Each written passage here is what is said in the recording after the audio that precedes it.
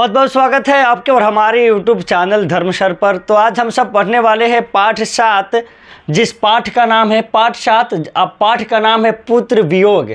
आज जिनकी रचनाकार हैं सुभद्रा कुमारी चौहान जी। पुत्र वियोग के रचनाकार कौन है? सुभद्रा कुमारी चौहान। इनका जो पुत्र वियोग की जो कविता है, इनकी व्याख्या हम इससे पिछले क्लास में बेहतर तरीके से पढ़ लिए हैं। आज पढ़ने वाले प्रश्न उत्तर। तो सबसे पहले देखते हैं इनके प्रश्न उत्तर, समय न गंवाते हुए चलते प्रश्न उत्तर की ओर। सबसे पहला जो क्वेश्चन है आपका, सबसे पहला क्वेश्चन यहाँ देखिए, देख पा रहे होंगे पाठ 7 पुत्र वियोग। पहला क्वेश्चन है कि कवयित्री का खिलौना क्या है। बहुत ही मस्त क्वेश्चन है। सबसे पहला क्वेश्चन कि कवयित्री का खिलौना क्या है। इनका उत्तर देखिएगा, उत्तर है कि कवयित्री का खिलौना उसका बेटा है। जिस प्रकार बच्चे को खिलौना बेहद प्रिय होता है, उसी प्रकार कवयित्री के लिए उसका बेटा है। बहुत ही VVI क्वेश्चन रहता है कि कवयित्री का खिलौना क्या है, तो कवयित्री का खिलौना उसका बेटा है।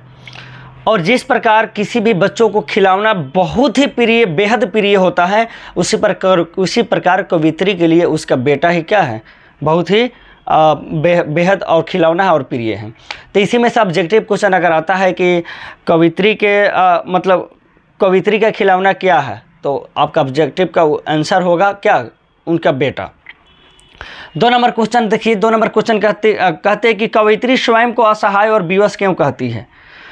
कवयित्री स्वयं को असहाय मतलब मेरा सहायता करने वाला कोई नहीं है। विवश मतलब मैं पूरा विवश हो गई, ऐसा कवयित्री खुद को क्यों मानने लगती है, क्यों कहती है कि मैं असहाय हूँ, क्यों कहती है कि मैं विवश हूँ। इसका उत्तर देखिए, कवयित्री स्वयं को असहाय और विवश इसलिए कहती है कि एक दिन अचानक उनके बेटे की मृत्यु हो जाती है।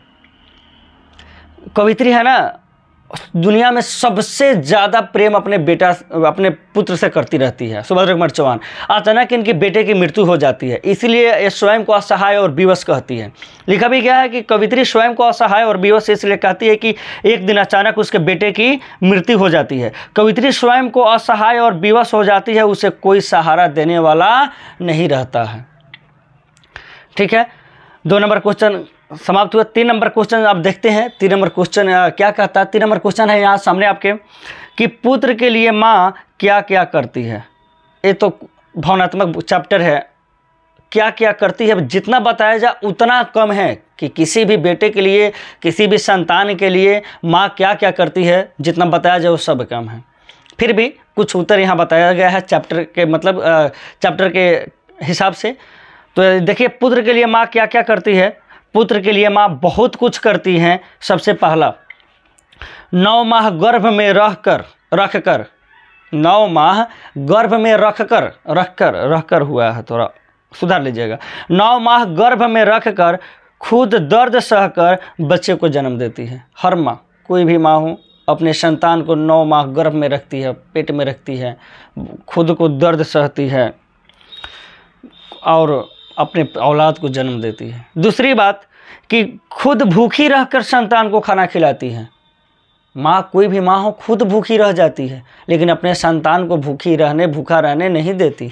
वो या अपने संतान को खाना ला के खिलाती है। खुद रात में भूखे सो जाती है बिना खाए, लेकिन औलाद को बिना खाए सोने नहीं देती। ऐसे माँ से मांगते हैं 1 देती है 2, मांगते हैं 1 देती है 2 कि और खाओ। माँ का प्रेम है, भले उसको खाने के लिए ना हो, लेकिन आपको ज़बरदस्ती खिलाती है।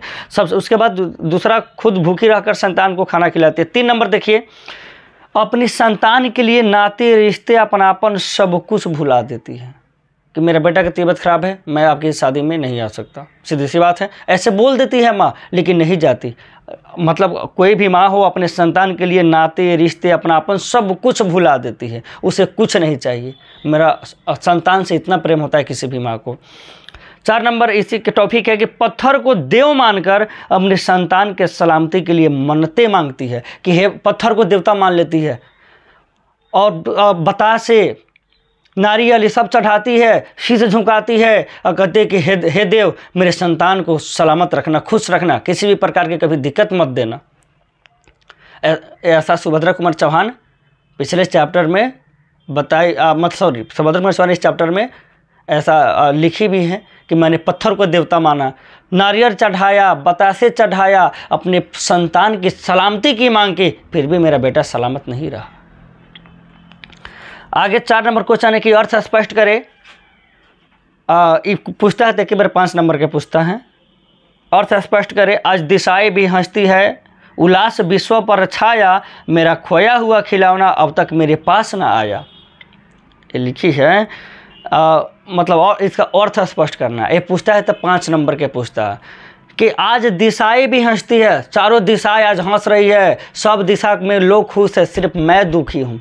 सुभद्रा कुमारी चौहान कहती है सिर्फ मैं दुखी हूँ, उल्लास विश्व पर छाया, सारे विश्व में खुशियाँ छाई है, मेरा खोया हुआ, लेकिन सिर्फ मैं दुखी हूँ, सिर्फ मेरा खिलौना खोया हुआ है, सिर्फ मेरा बेटा मरा हुआ है, मेरा बेटा मेरे पास नहीं है, और मेरे पास अभी तक वो नहीं है, कहाँ चला गया मेरा बेटा। सुभद्रा कुमारी चौहान खोजने की कोशिश करती है। इसका उत्तर है, पूछेगा तो 5 नंबर में, याद रखिएगा। उत्तर सुनिए, थोड़ा हेडिंग पे इस नंबर मिलता है, हेडिंग बना लेना है और उसके बाद इसी बातों को अर्थ लिख देना है कि प्रस्तुत पंक्ति हमारी हिंदी पाठ्य पुस्तक दिगंत भाग 2 के पुत्र वियोग शीर्षक पाठ से संकलित हैं, जिनके रचनाकार हिंदी की छायावादी कवयित्री सुभद्रा कुमारी चौहान हैं। उन्होंने इन पंक्ति के माध्यम से लिखती है कि आज दिशाएं भी हंसती है उल्लास विश्व पर छाया, मेरा खोया हुआ खिलौना अब तक मेरे पास न आया। अर्थात एक दिन अचानक कवयित्री के पुत्र की मृत्यु हो जाती है। कवयित्री असहाय और विवश हो जाती है। चारों दिशाओं में लोग खुश रहते हैं, लेकिन कवयित्री के लिए सारा विश्व में उदासी ही उदासी है। कवयित्री को आशा लगी है कि मेरा खोया हुआ खिलौना अभी तक मेरे पास क्यों नहीं आया है। हो गया, अर्थ स्पष्ट करना था। 5 नंबर के पूछता है तो उसके बाद अगला क्वेश्चन देखिए, क्या 5 नंबर क्वेश्चन है कि माँ के लिए अपना मन समझाना कब कठिन है और क्यों। बहुत ही मस्त क्वेश्चन है कि माँ के लिए, किसी भी माँ के लिए अपना मन समझाना कब कठिन है और क्यों। उत्तर होगा कि माँ के लिए अपना मन समझाना तब कठिन हो जाता है जब उनकी संतान की मृत्यु अचानक हो जाती है। भगवान न करे किसी माँ की संतान की पुत्र की मृत्यु कभी हो, लेकिन अचानक जब किसी भी माँ के संतान की अचानक मृत्यु हो जाए, उस समय माँ के मन को समझाना बड़ी कठिन होता है, बहुत कठिन होता है। क्योंकि कोई भी माँ इस दुनिया में सबसे ज़्यादा प्रेम अगर करती है तो संतान से करती है। हो गया 5 नंबर क्वेश्चन के उत्तर समाप्त। 6 नंबर क्वेश्चन देखते हैं कि पुत्र को छावना कहने से क्या भाव छुपा हुआ है। पुत्र को छावना कहा जा रहा है। चैप्टर में जब पढ़ाए थे, अर्थ बताया था, उसमें बताया था छावना किसको कहा जाता है। प्यार से अपने पुत्र को छावना बोला जाता है, ठीक है। छावना तो पुत्र को, मतलब सुभद्रा कुमारी चौहान अपने बेटा को छावना, मतलब कविता में छावना लिखती है, मेरे छावना। तो छावना कहने से उनके अंदर क्या भाव छुपा हुआ है उसको लिखना है। उत्तर, हिरण के बच्चों को छावना कहा जाता है। हिरण के जो छोटा सा बच्चा होता है, छोटा सा, उस हिरण के छोटे से बच्चे को छावना कहा जाता है। लेकिन कवित्री अपने पुत्र को छावना कहकर संबोधित करती है। पुत्र को छावना कहने में प्यार, दुलार, अपनापन का भाव छिपा हुआ है, ठीक है। हो गया। इसके बाद 7 नंबर देखते हैं कि मर्म उद्घाटित करे। अब ये सब क्वेश्चन 5 नंबरिया होता है, ठीक है। तो मर्म उद्घाटित कैसे करना देखिएगा कि भाई बहन भूल सकते हैं, पिता भले ही तुम्हें भुलावे, किंतु रात दिन की साथिन माँ कैसे अपना मन समझावे। बहुत ही ज़बरदस्त यहाँ की पंक्ति मुझे लगती है। विशेष आप कविता को पढ़े होंगे उस दिन, तो आपको पता ही होगा कितना दर्दनाक पंक्ति रहती है कि भाई बहन भूल सकते हैं, मतलब भाई बहन के भुला जी, बहन भाई के भुला जाए, पिता भले ही तुम्हें बुलावे। कोनो बाप भले अपना बेटा के भुला जाए, पल्ला भुला सकता है, लेकिन रात दिन की साथिन माँ कैसे अपना मन समझावे। लेकिन कोई भी माँ अपने बेटे को नहीं भूल सकती। मर्म उद्घाटित करना है। उत्तर होगा कि प्रस्तुत पंक्ति हमारी पाठ्य पुस्तक दिगंत भाग 2 की पुत्र वियोग शीर्षक पाठ से संकलित है, जिनके रचनाकार राष्ट्रीय भावधारा के प्रमुख कवयित्री सुभद्रा कुमारी चौहान हैं। इस पंक्ति के माध्यम से सुभद्रा कुमारी चौहान अपने मन की भाव का जिक्र करती है। एक दिन अचानक लेखिका के पुत्र की मृत्यु हो जाती है। वह विवश और असहाय हो जाती है और अपने मन की भाव व्यक्त करती हुई कहती है कि कोई भी माँ भाई बहन पिता को एक पल के लिए भुला सकती है, किंतु रात दिन साथ देने वाली माँ तथा गर्भ में रहकर दुख सहने वाली माँ अपने संतान को कैसे भुला सकती है। संतान की मृत्यु के बाद अपने मन को वह कैसे समझा सकती हैं। बस ऐसा लिख देना, हो जाएगा ये सब। कितना 5 नंबर का। और लास्ट में वो क्वेश्चन है 8 नंबर कि कविता का भावार्थ संक्षेप में लिखें। मतलब जो कविता पूरा पढ़े हैं, पूरे कविता का अर्थ लिखना है, क्या कहना चाहते हैं।